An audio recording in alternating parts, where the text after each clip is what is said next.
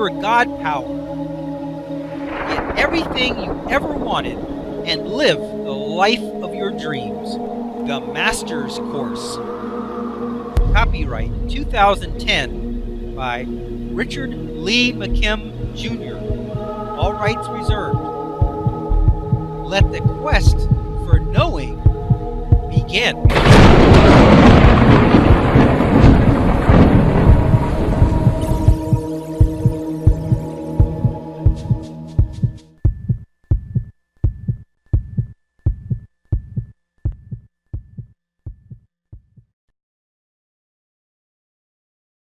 Okay, let's have a look at this illustration here. Okay, God power exercised by decision. Here it says the physical meaning of the person, like always, a person and his body. Then you have the thought meaning that he's got a disease with no cure possible. The doctors told him that. They said, everybody who's ever had this has died. There is no cure for it. Even though we operated it, it's probably going to come back and it's probably going to kill you. That's what they told him. So, because that's what he believed, that's what he thought, that was the meaning he asserted to his own situation. Here it says, the physical meaning, the operation was actually effective. So what was the result? He died. So you see, you take the physical meaning of a person, then you add in the thought meaning that he's got a disease that's not curable, then you add in the meaning of a successful operation, which doesn't mean anything because an operation against a disease that has no cure means nothing. A disease that has no cure, the meaning of no cure possible, is more powerful than any operation, than any medicine, than anything else. So you take an incurable disease, you can operate, you can give medicine, you can do whatever, doesn't matter. You're going to die. And so he did. Because he gave the meaning to his situation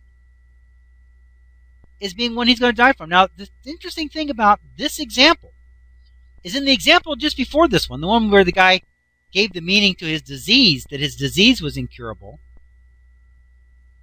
Okay, he gave the meaning to the disease he actually had as being incurable, and so the disease itself was not cured, and so he did die from the disease. But in this situation, there was no disease. It was gone. It had been operated, and it was all taken out. Still, he gave a meaning to his situation, since there was no disease anymore. He gave the meaning to the situation was, this situation that I have is going to kill me. And so even though there wasn't any more disease, it was gone. It had been operated on, had been removed successfully. He still died. Now, isn't that interesting that you can give a meaning to your situation that will kill you? And you don't even have a disease. You don't even have a reason that you died. When they did the autopsy, there was nothing in his body that killed him. He just died. All by himself. That was the meaning he gave it. He said, my situation is going to kill me, and so he died. Period. Simple as that. Here it says, harmful meanings have been activated and are being elicited from the situation. Sure enough, he's got the red tuning fork again. He's thinking, I'm going to die.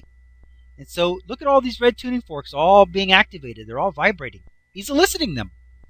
I don't know what actually killed him. Maybe his heart just stopped. I don't know. But whatever it was, he elicited it, caused it to happen. It wasn't, the body was just doing what it was supposed to. He says, I'm going to die, so the body just dies. That's what he elicited. Now look at all these green tuning forks. If he would have thought he was going to live, he'd still be alive today. Be playing with his grandchildren. Look at all those green tuning forks that were there. They were there. He could have lived. The autopsy proved that. The autopsy proved that there was no cancer. None. It was gone.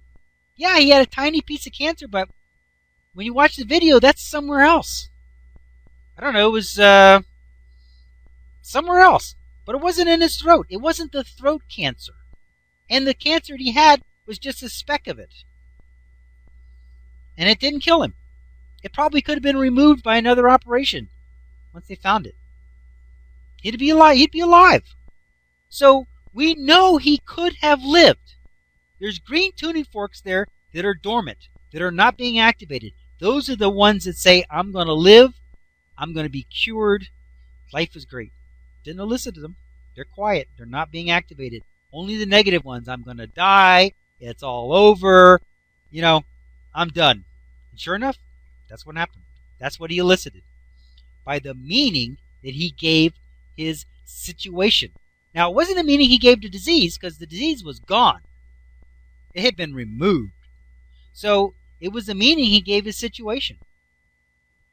The situation I'm in, I'm going to die. So what happens? You add all the meanings together, and you die. Here it says, in these prior examples, we changed the meaning of a pill that we actually ingested or an operation that we actually had. However, we are not limited to changing the meaning of physical matter. We can change and assign meanings to events, circumstances, and situations that have no physical form.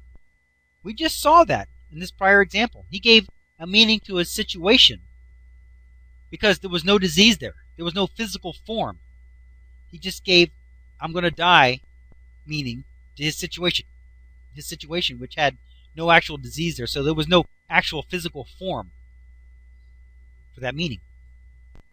Real case number 2. So far, we have seen examples where someone has lived because of the placebo effect, or they have died because of it. Now, we will see a case where the same man first had a miracle recovery from cancer and lived because of the placebo effect, and then later had a catastrophic relapse of cancer and died because of the placebo effect. Your beliefs and meanings are the source of life or death. What something means to you and you believe to be true becomes true for you. That is the placebo effect for the good or the bad. No incident better illustrates this than a now famous case reported by psychologist Bruno Klopfer. Klopfer was treating a man named Wright, who had advanced cancer of the lymph nodes. All standard treatments had been exhausted, and Wright appeared to have little time left.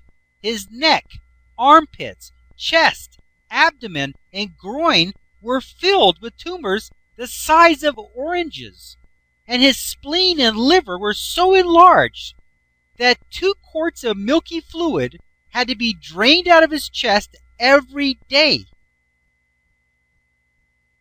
But Wright did not want to die. He had heard about an exciting new drug called cribiosin, and he begged his doctor to let him try it. At first, his doctor refused because the drug was only being tried on people with a life expectancy of at least 3 months. But Wright was so unrelenting that his doctor finally gave in. He gave Wright an injection of cribiosin on Friday. But in his heart of hearts, he did not expect Wright to even last the weekend. Then the doctor went home. To his surprise, on the following Monday, he found Wright out of bed and walking around. Klopfer reported that his tumors had, quote, melted like snowballs on a hot stove, unquote, and were half their original size. This was a far more rapid decrease in size than even the strongest X-ray treatments could have accomplished.